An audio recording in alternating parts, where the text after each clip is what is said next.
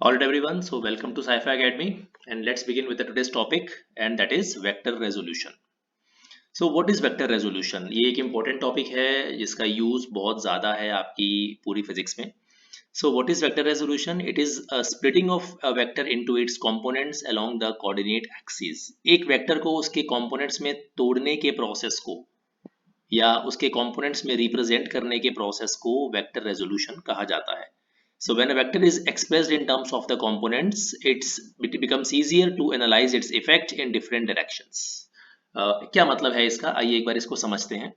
So suppose I take a vector in a Cartesian plane. Let us say I say that this is your x-axis and this is your y-axis and here is a vector a vector. ये एक a vector है जिसका angle आपको given है x-axis के साथ and the angle is theta. So we know that the points of the coordinates of the point A can be represented. अगर वो नहीं भी गिवन हो तो हम इसको इसके x एक्सिस और y एक्सिस के अलोंग अगर जाना चाहते हैं तो इसको कैसे करके जा सकते हैं. मैं यहाँ से पहले some amount of steps चलूंगा x एक्सिस के along and then I will go y axis के along. This is how the going to move along the different axes to reach to the tip of the vector A. तो ये जो component है इसका ये कहलाएगा x component और ये जो कंपोनेंट है ये कहलाएगा इसका y component, right. So any vector a can be expressed in terms of its x component and y component. अगर इसको अलजेब्रिकली लिखना हो तो कैसे लिखेंगे वेक्टर को? a vector is equal to ax i cap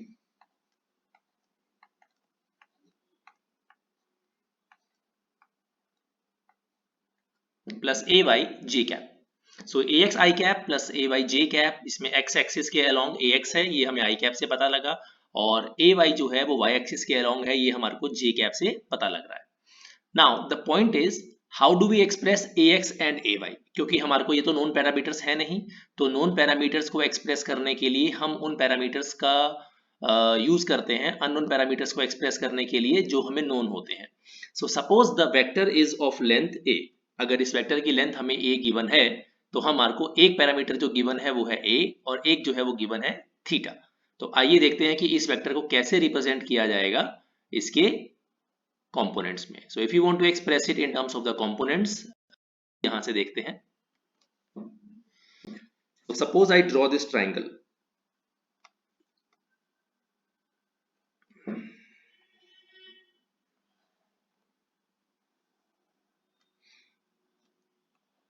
ये एंगल थीटा है जो मुझे गिवन है, मुझे ये लेंथ गिवन है, और ए वाई जो है वो मैंने लिखा है एक symbol,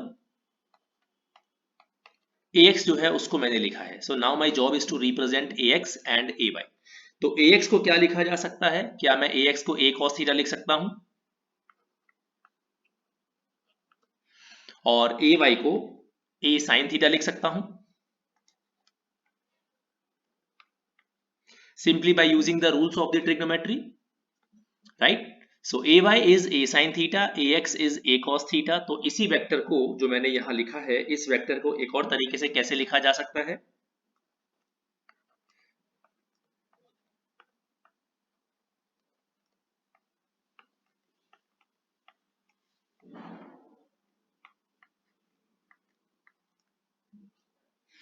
a cos theta I cap plus a sin theta j cap.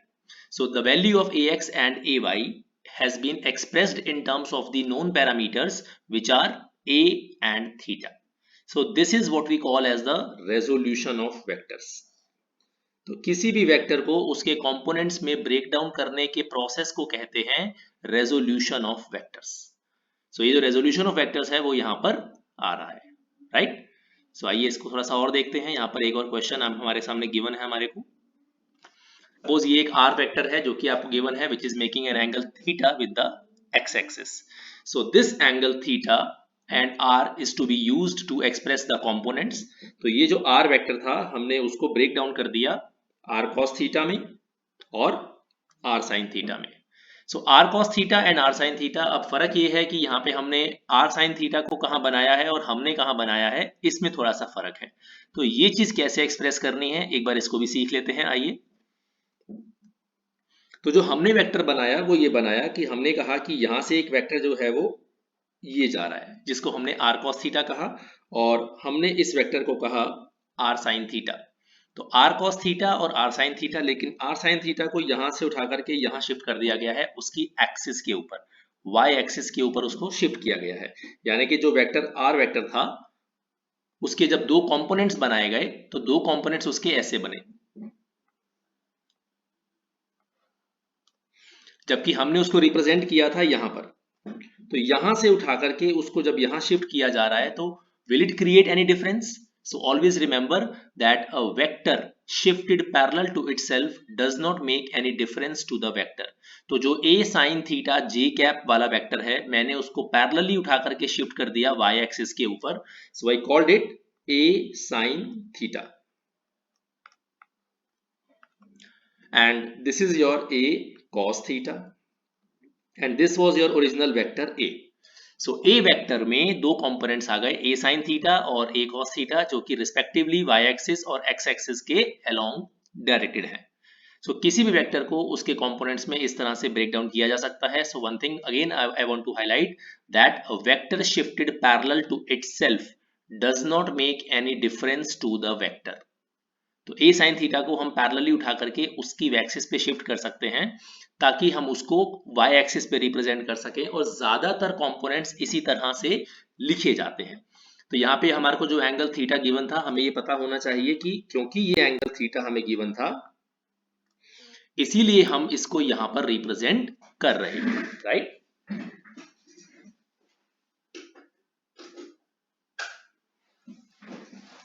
Let's take one more example, how to represent any vector in some other quadrant। अगर कोई वेक्टर किसी और क्वाड्रेंट में हो तो उसको कैसे वहां पर रिप्रेजेंट करा जाएगा। Let's do it.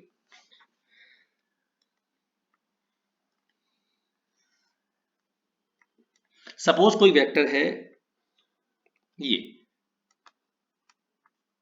B vector which is making an angle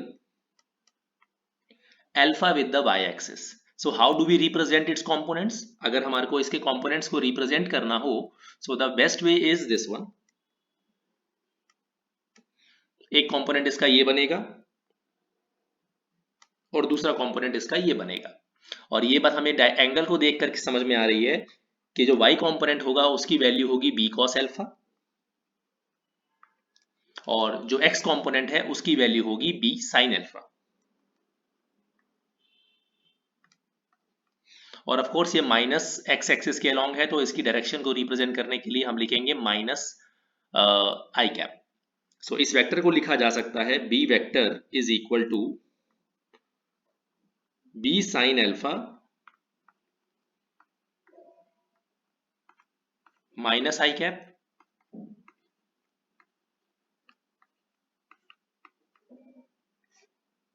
plus b cos alpha j cap, right. So इस तरह से हम किसी वेक्टर को सेकंड क्वाड्रेंट में एक्सप्रेस कर सकते हैं। So make sure that components of the vector must include a vector. यहाँ पर एक हाईलाइट करने वाला पॉइंट ये है कि आप किसी भी वेक्टर के कंपोनेंट्स जो को कभी भी उसके बाहर नहीं बनाओगे। ऐसा नहीं करेंगे हम कभी भी कि इसका x कंपोनेंट यहाँ पर है और y कंपोनेंट नीचे है, ऐसा कभी नहीं हो सकता। This is wrong. तो ये कभी भी नीचे नहीं आएगा इसका कंपोनेंट, या हम ये नहीं कह सकते कि x कंपोनेंट को यहां बना लेते हैं और y कंपोनेंट को यहां बना लेते हैं, ऐसा कभी नहीं करेंगे। Because the components of A vector must include the vector. हमेशा उसके कंपोनेंट्स जो है उसको इंक्लूड करेंगे। तो एक और एग्जांपल ले लेते हैं इसका। मान लेते हैं कि कोई वेक्टर है जो कि थर्ड क्वाड्रेंट इस तरह से अवेलेबल है।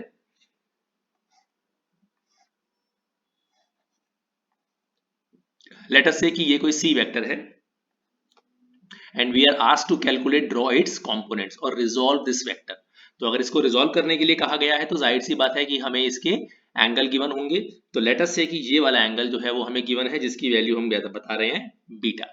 तो हम कहेंगे कि इसके दो कंपोनेंट्स बनेंगे, एक कंपोनेंट आएगा x axis minus x axis के अलोंग और एक आएगा माइनस j एक्सिस के अलोंग या माइनस j कैप के अलोंग। तो इसे कहेंगे हम लोग c cos बीटा और इसे कहेंगे c sin beta. and this is of course this is how you are going to represent the components of this vector। और उसी तरह से अगर कोई वेक्टर इस डायरेक्शन में अवेलेबल हो,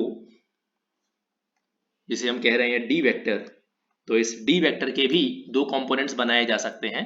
एक कंपोनेंट इसका होगा इस तरफ एक्स एक्सिस के ऊपर, और दूसरा कंपोनेंट होगा इसका नीचे की तरफ, that is minus Y axis के अलोंग।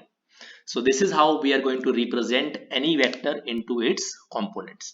तो अगर हमारे को लिखना हो तो हम C वेक्टर को लिख सकते हैं इस तरह से,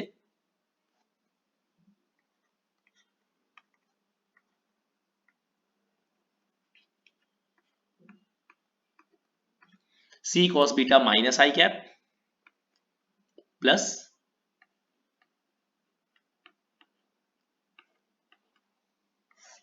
C sin beta j cap.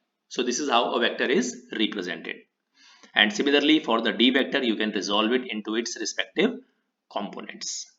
ये तो हो गया vector resolution along two axis, जो कि हमारी एक्सिस जो है वो नोन एक्सिस हैं, एक्स या वाई, या हो सकता है कि जेड के अलोंग भी करना हो तो हम इसको जेड एक्सिस या किसी भी एक प्लेन में कर सकते हैं, वाई जेड के बीच बीच में भी कर सकते हैं, एक्स जेड के बीच बीच में भी कर सकते हैं, और एक्स वाई के बीच में भी कर सकते हैं। नॉर्मली एक्स वाई और जेड की डायरेक्शंस को रिप्रेजेंट करने के लिए हम लोग आई कैप, जे कैप और के कैप वाले यूनिट वेक्टर्स का यूज करते हैं। बट जरूरी नहीं है कि हमेशा हमारा वेक्टर रेजोल्यूशन एक्स और वाई के अलोंग ही हो, ऐसा कोई जरूरी नहीं है। इसका एग्जांपल हम अभी एक देख लेंगे कि क्या इसका एग्जांपल हो सकता है, and how to do it. Let's for but before we reach on to that part, let's first do the applications of vector resolution. तो वेक्टर रेजोल्यूशन के एप्लीकेशंस क्या हैं, वो है बेसिकली सबसे पहले तो वेक्टर रेजोल्यूशन का बहुत ही इंपॉर्टेंट यूज है प्रोजेक्टाइल मोशन में, जो कि आपका मोशन इन टू डायमेंशन वाला टॉपिक है, और उसमें इसका बहुत यूज है। बिना वेक्टर को रिजॉल्व करे हम इसको नहीं करते। So when studying the motion of the projectiles, studying the motion of the projectiles such as objects thrown or launched into the air, vector resolution helps break down the initial velocity into horizontal and vertical components. So it is just for the information purpose. जब हम इसको करेंगे तो ये better समझ में आएगा कि ये actually क्या कहना चाहता है. This allows for analyzing the motion independently along each axis, making calculations more manageable.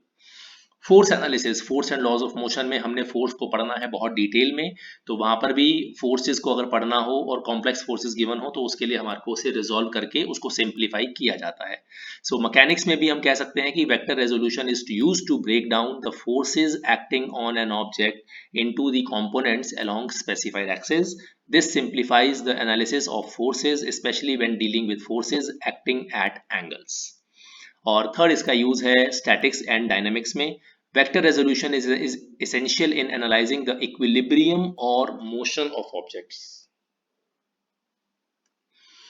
under the influence of multiple forces. By resolving the forces into horizontal and vertical components, we can determine the conditions for equilibrium or calculate the resulting motion. That's all basically major uses of vector resolution, and it basically going to help you a lot in the coming chapters. So make sure that you are able to resolve a particular vector into the respective axis given to you. Now इस diagram को देखो, यहां पर हम एक force को resolve करेंगे, एक वेक्टर को रिजॉल्व करेंगे इस तरह से कि वो एक्स और वाई एक्सिस के अलोंग नहीं है, और इसका भी यूज बहुत ज्यादा होता है हमारे क्वेश्चंस में। तो आइए एक बार इसको देख लेते हैं। ये जो नीचे रेड वाला ब्लॉक आप देख रहे हैं इसको वेज कहते हैं, और इसको बोलते हैं ब्लॉक। तो वेज ब्लॉक के अंदर, वेज ब्लॉक सिस्टम में कैसे काम करेगा, यानी कि block is kept on a wedge and suppose this angle of wedge is given to you as theta. अगर यहाँ पर फ्रिक्शन ना हो तो आपको समझ में आ रहा है कि जो ब्लॉक है वो वेज के ऊपर स्लाइड कर जाएगा, उसके प्लेन के ऊपर पैरेलली बिल्कुल नीचे की तरफ स्लाइड कर जाएगा, right? But there are times in life when we have to use its weight and we are going to consider the friction, और जब हम उसको पढ़ेंगे तो समझ में आएगा कि कैसे फ्रिक्शन का रोल होता है। बट अभी हम क्योंकि पढ़ने जा रहे हैं सिर्फ और सिर्फ वेक्टर रेजोल्यूशन, और यहाँ पर कौन सा वेक्टर जो है वो इन्वॉल्व है, वो है इस ब्लॉक का वेट। अगर मैं इस ब्लॉक के वेट की बात करूं तो इस ब्लॉक का वेट जो है वो नीचे की तरफ लग रहा है mg. Remember weight is a kind of force, and weight जो होता है that always acts vertically downwards, वो हमेशा vertically downwards, that means towards the centre of the earth लगेगा। अगर ये कोई अर्थ है, अर्थ के ऊपर ये ब्लॉक रखा गया है, तो इसका वेट हमेशा अर्थ के सेंटर की तरफ लगेगा। ये बात हमें समझनी चाहिए and that's why mg is acting vertically downwards. But हम जानते हैं कि इस ब्लॉक का जो मोशन होगा वो वेज के प्लेन के पैरेलल होगा।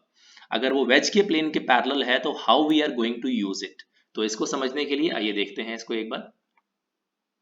तो इस mg को दो परपेंडिकुलर फोर्सेस में या कंपोनेंट्स में रिजॉल्व किया जा सकता है। वो कौन कौन से दो कंपोनेंट्स हैं आइए देखें।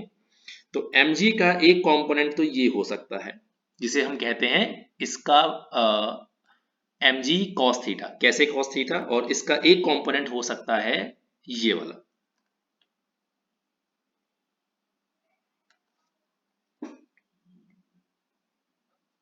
ये तो ये दो कंपोनेंट्स हैं इसके, एक प्लेन के पैरेलल है और दूसरा प्लेन के परपेंडिकुलर है। So if this angle is theta then clearly this angle is going to be 90 minus theta and so this angle is going to be theta again. इसको हम ज्योमेट्री से निकाल सकते हैं, it's not a big deal, right. तो अगर एक angle theta है तो ये वाला एंगल जो है वो ज्योमेट्री से थीटा आ जाएगा। और अगर ये वाला एंगल थीटा है तो हम समझ गए कि mg जो कि ओरिजिनल वेक्टर था, जब उसके कंपोनेंट्स हमने प्लॉट करे तो इसका एक कंपोनेंट आया हमारे पास ये और दूसरा कंपोनेंट आया इसका ये। और ये जो एंगल है वो एंगल हमें थीटा गिवन है, राइट, क्योंकि वेज का एंगल जो है वो थीटा हमें गिवन था। इस तरह से जनरली यही एंगल गिवन रहता है तो इसीलिए हम इसी के साथ बात करते हैं। हो सकता है कि क्वेश्चन में आपको ये वाला एंगल गिवन हो तो हम इस एंगल को यूज करके भी लिख सकते हैं बिकॉज इसकी वैल्यू हो जाएगी 90 minus theta, right. So it's not a big deal. So अगर mg की वैल्यू ये है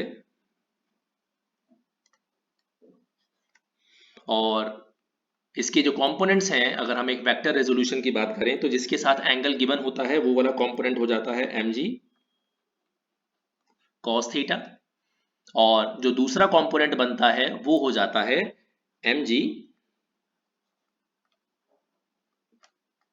sin थीटा। आप ये पूछ सकते हैं कि हमने इसका कंपोनेंट यहां पर क्यों नहीं बनाया? Because the component of the vector must include the vector. इस बात को याद रखिए कि जो वेक्टर के कंपोनेंट्स होते हैं वो हमेशा इस तरह से बनाए जाते हैं कि वो वेक्टर को इंक्लूड करें। उसी के अराउंड होते हैं एक्स और वाई एक्सिस में, जिसको अभी अभी हमने ऊपर सीखा तो चारों क्वाड्रेंट्स में बना करके। तो इसीलिए ये दो एक्सिस जो हमने चूज करी, एक एक्सिस हमने चूज करी प्लेन के परपेंडिकुलर और दूसरी एक्सिस जो हमने चूज करी वो चूज करी प्लेन के पैरेलल।